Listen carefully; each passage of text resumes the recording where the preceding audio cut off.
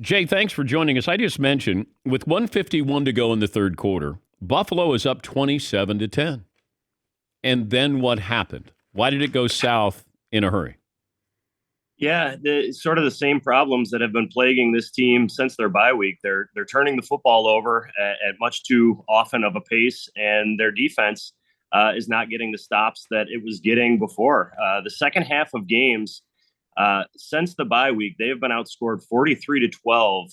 That was their strength, really, the first 6 weeks of the season. They went 5-1 in those 6 weeks, and they had outscored teams 84-17 in the second half of games. So for whatever reason, whether it's just a lack of concentration, certainly a carelessness with the football, but they are after halftime just not as sharp as they are at the start of games, and it's coming back to cost them.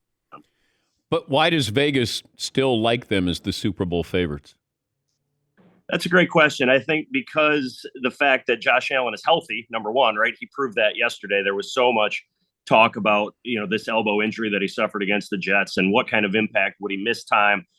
Clearly, none of that, came to be. He was able to play and he looked to be Josh Allen. So I think as long as you've got a quarterback like Josh Allen, and I think there's a belief externally outside of Buffalo, internally in Buffalo, that he is going to get this clean up. This team went through a stretch like this last year too, and they came out the other side of it. And I think we're playing probably the best football of any team in the league going into the postseason. So, Sean McDermott has talked a lot about how there are going to be challenges, adversity throughout any season, and they've really kind of run into their adversity now here after the bye against the Jets and yesterday against the Vikings.